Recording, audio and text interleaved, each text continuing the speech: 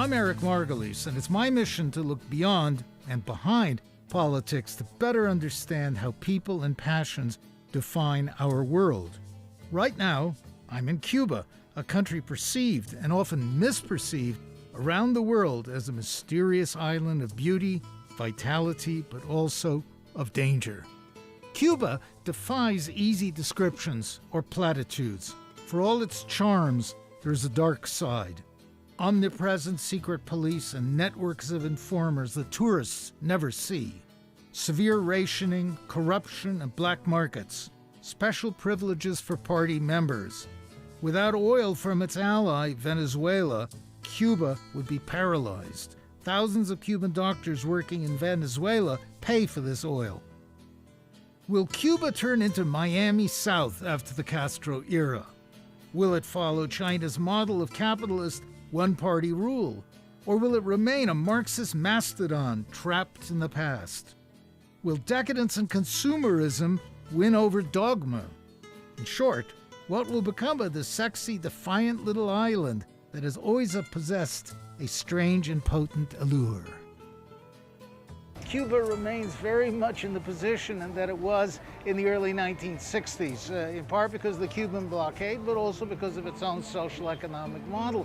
So that today Cuba is preserved. It's a Caribbean Pompeii, preserved in the past, in the 50s and early 60s.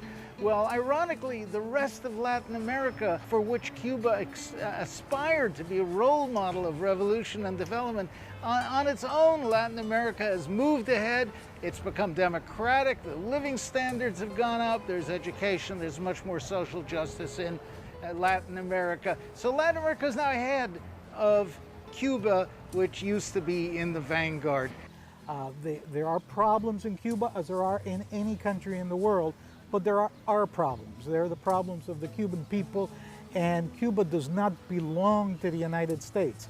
I think the flawed premise from the U.S.'s perspective is that many people in the U.S. government believe that Cuba belongs to them.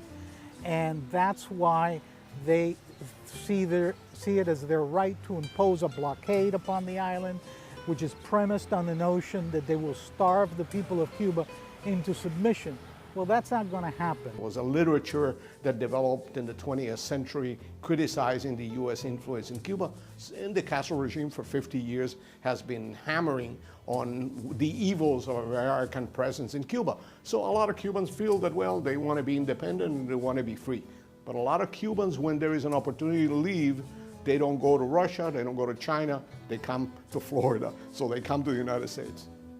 The very powerful Cuban-American lobby in Miami, where I used to live, I remember Senor Jorge Mascanosa, who was the standard bearer of the anti-Cuban group. These are very angry people. They want their property back in Cuba. They hate Castro. They hate the communists. They're very right-wing. And they've been dominating Florida politics. The Cuban-American lobby, after the American-Israel lobby, is the most important lobby affecting Congress. It dominates Florida electoral politics, and Florida is a very important electoral state. So the Cubans have been making a lot of noise, and they've been very militant. Nobody wants to get them angry. So they have been dominating American policy, and they've been sustaining this crazy embargo for over 50 years. People have even forgotten why Cuba was embargoed, and their calls to lift the embargo on Cuba and start dealing with Cuba. I mean, really, why should the United States embargo communist Cuba when it is happily in bed with communist China and communist Vietnam or Laos? It's inexplicable except for Florida politics. This is changing. The younger generation of Cuban Americans is much less militant about Cuba. They want to open up. They want to join hands with Cuba again. Everyone expects there at some time there's going to be a change of policy here in Cuba. So Cuba is just on the verge of opening up. Cuba may be on the verge of opening up. On the surface, it seems like a museum, a glorious land caught in the past of antique cars, colonial architecture, and too much 1980s Soviet-era spandex. But that belies Cubans' passions, their artistic skills, and their wonderful sense of culture and identity. Cuban exiles rebuilt Miami from the ruins, and I'm sure Cubans will do so again on their islands.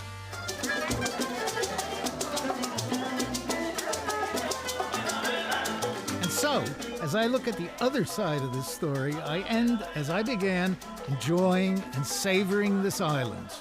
Yet Cuba faces large challenges ahead.